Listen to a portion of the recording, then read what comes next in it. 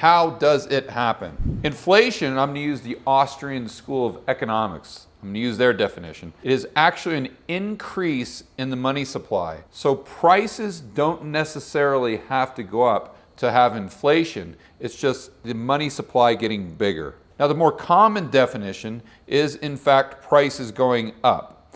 And that would be asset prices or consumer prices. In the past 10 years or 12 years, we haven't had a lot of consumer inflation, although I would argue we've had a heck of a lot more than the CPI. But we have obviously had asset inflation because every single asset on the planet Earth is in a bubble. The way you get this inflation, it's pretty simple. It's more money chasing the same amount of stuff. And how much money is there? A part of that is due to the velocity of money, which is how fast that money is circulating in the system. So we have all these people here, and I'm sure something I did here was politically incorrect, but we don't care about that on this channel. So we've got money go from this guy to this guy to this guy, down to here, and how fast that money is going from each one of these people, that is velocity. The faster that velocity is, the greater chance that we have for inflation. The slower it goes,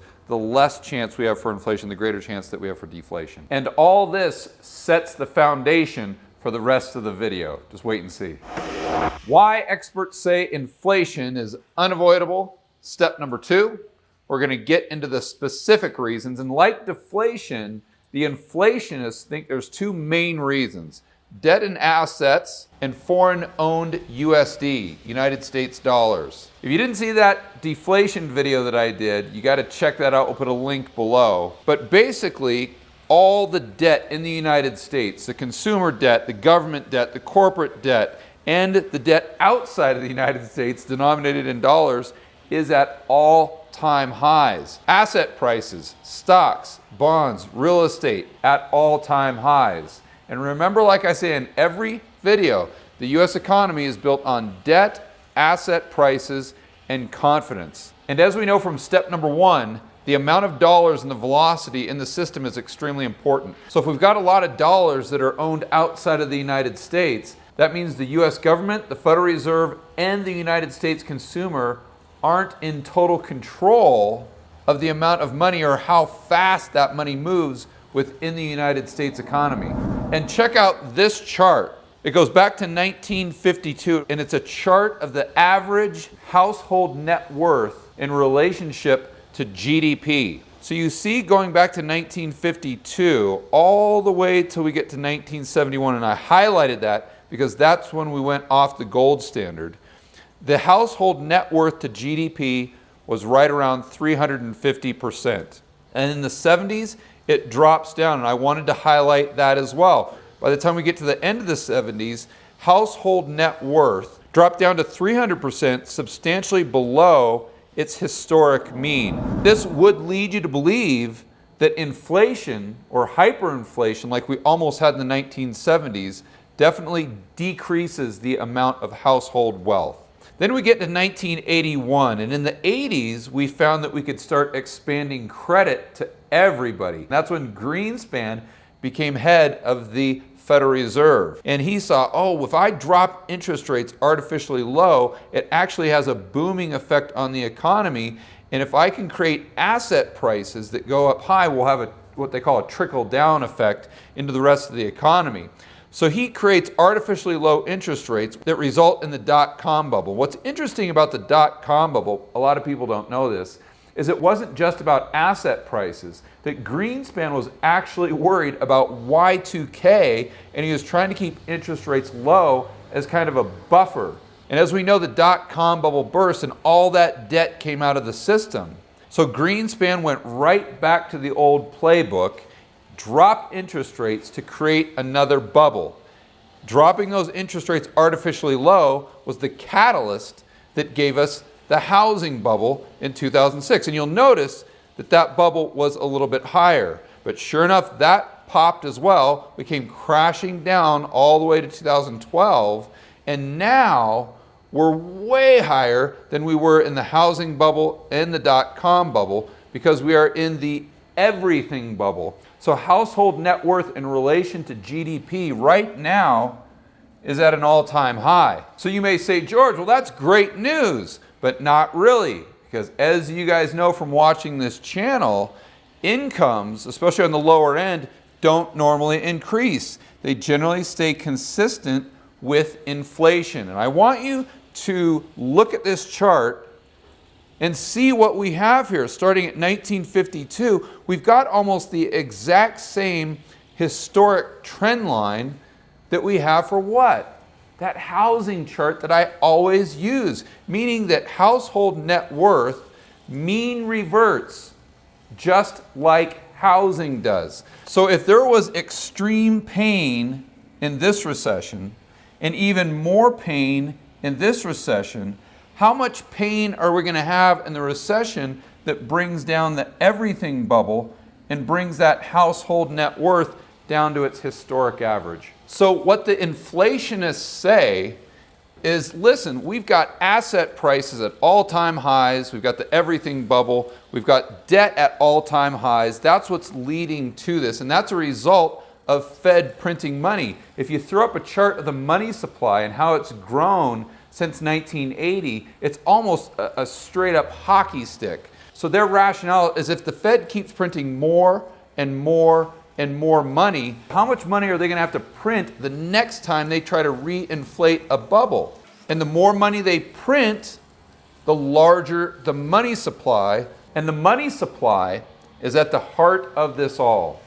And the greater the money supply, by definition, with the Austrian School of Economics, the greater inflation that we have. And the only other variable that we would have would be velocity. The bonus reason why experts say inflation is unavoidable. And this is a little advanced here, but I'm going to walk you through it. I'm going to make it super simple. The bottom line is there's artificial demand for USD, United States dollars. Number one, we've got the petrodollar, and that's the fact that oil has to be denominated in dollars, regardless of the country that's producing the oil. So if country XYZ wants to buy oil from country ABC, they have to pay for that oil in dollars. Obviously, that creates a lot of demand for those dollars that otherwise would not be there. The reserve currency, this creates tremendous demand for dollars that otherwise wouldn't be there. Most of you know what the reserve currency is, but as an example as to why this creates so much more demand,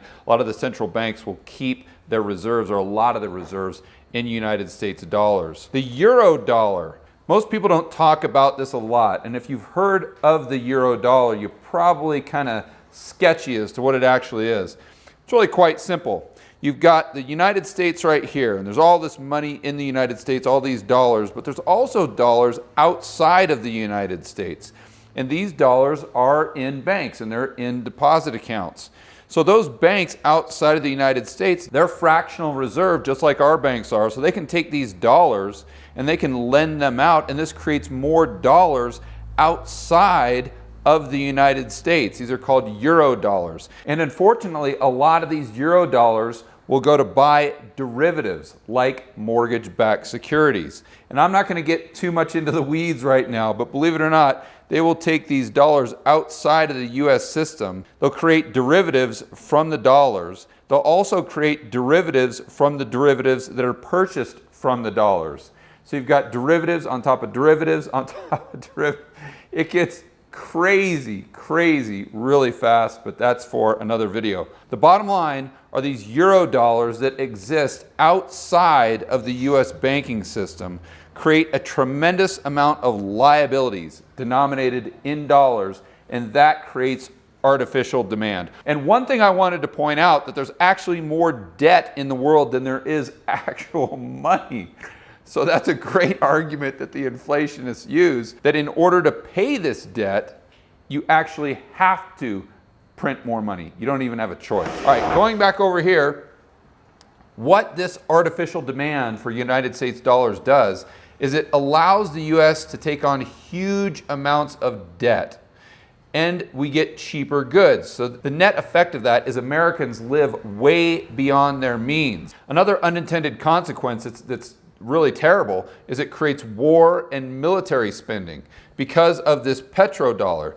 The United States is so dependent upon this artificial demand. Try being president of another country and proposing that you don't want to trade oil in dollars. Your life expectancy will be about 3 months. Going back to Americans living beyond their means. As an example, let's take one American, say he or she is making $50,000 a year. And let's say we went to this person and say, you know what, you are in luck. We're going to give you a line of credit for $1 billion, billion with a B. In addition to that, the next time you go to Walmart, Target, Costco, Home Depot, anywhere you shop, we're going to make the prices of what you buy 90% less. Well, what would that do for this American? Their standard of living would go through the roof. They'd be living like a billionaire or a millionaire. But my point is, this American is the entire United States. This is what we were gifted back in the 1970s when we went on the petrodollar, went off the gold standard so we could print as much money as we wanted to, and there'd be limitless demand for those dollars that we just conjure up out of thin air. The inflationist argument is that if this artificial demand goes down, the quality of life in the United States for all Americans is going to go way down. And they're actually going to have to live, they're going to have to consume as much as they produce, something we haven't done in decades. The Fed would see this and they would come riding it as fast as they could, trying to solve the problem. And what's the only thing that they do? What's the only tool in their bag? Is printing more money. And that goes right back to increasing the money supply, which is at the core of this entire argument. Step number 3, the inflation experts endgame. I'm going to piece it all together for you guys very clearly in what I call the inflation doom vortex. And that may seem like I'm really being hyperbolic, but in reality, just like the deflation video, I'm not. Check this out. This is a math equation based on how much money is chasing a certain amount of goods and services. So if the inflation genie gets out of that bottle, that's going to increase the interest rates at the long end of the yield curve, meaning higher bond yields. If bond yields go up, that means the cost of servicing all of these massive amounts of debts that we have in the United States, that goes up as well. That crashes the economy. A real world example that I can give you, right now think of the housing market, and we've got maybe what, 3-4% mortgage rates. Imagine the housing market if in the next 2 months mortgage rates went to 10%. What would that do to the housing market? What would that do to the economy? That's the scenario that I'm talking about here times 1,000. So this crashes the economy, the Fed steps in, and they have to print money in order to keep these bond yields down, because they know that if they don't, the economy is going to go further into the toilet. But what this does is this creates more inflation, which puts more upward pressure on these bonds, which makes the Fed print even more. This is this doom kind of vortex cycle that would be almost impossible to get out of. If you guys say, well, yeah, George, that sounds very unreasonable. I don't see that happening. Right, let's go back to the 1970s. Remember Carter bonds? If you don't know what Carter bonds were, I'll explain it to you right now. That was United States debt issued in currency other than the United States dollar. Why? Because no one that was buying our debt wanted the dollars. It sounds insane to say that in today's day and age, but it's very true. 50 years ago, the US was issuing bonds in other currencies because the value of our currency was going down so fast. And if you think that sounds scary, let's not forget in step number 2, remember we had all of these foreigners that own United States dollars? What happens if they see this start to play out and they see inflation pick up? They see the value, the purchasing power of these dollars that they have start to go down very fast. They're going to take those dollars and they're going to sell them as fast as they possibly can. They're going to inject them into the system, and that's going to increase the velocity. And as you guys know, the faster that velocity, the more the money supply, the more inflation that you get. So this is like taking a fire hose and spraying it onto the fire, But instead of water coming out of the fire hose, you've got gasoline coming out of the fire hose. And if that's not scary enough, remember we've got the petrodollar and the reserve status of the currency. So if all these people selling oil saw the value of the dollar going down, just like the foreigners that are holding United States dollars, they're going to say, listen, I don't want any more of these dollars. I don't want you to give me dollars for this oil. I want to take euros, or I want to take won. I want to take anything other than the dollar. And if you say, yeah, George, but that's not going to happen because we have the largest military in the world and our military would step right in. Really, if the value of our dollar is plummeting, that means the amount of debt that we can issue goes down dramatically. If we can't issue as much debt, guess what we can't do any spending on? You got it. The military. And all these central banks that have all these dollars in reserves, when they see that money tanking, they're also going to flood the system with even more dollars. So the end game is that we have an option. We can go to 1980s style Paul Volcker, where we jack interest rates so high that it completely crushes the economy and it wipes out all of that malinvestment and all of that excessive debt that we have in the system. The problem is that would be about 1,000 times greater now than it was back in the early 80s. Because if back in the early 80s we had this much malinvestment and debt, now we've got, I mean, the board isn't even big enough. We've got, let's go to right here, all the way down. That's what it looks like, but it goes way up to my ceiling here. We don't have enough room in the frame of the camera to show how much malinvestment and debt we have in the system now. That's why it would be so much worse. And you'd have to argue that the politicians would be willing to swallow that pill, stop printing, and jack up those interest rates.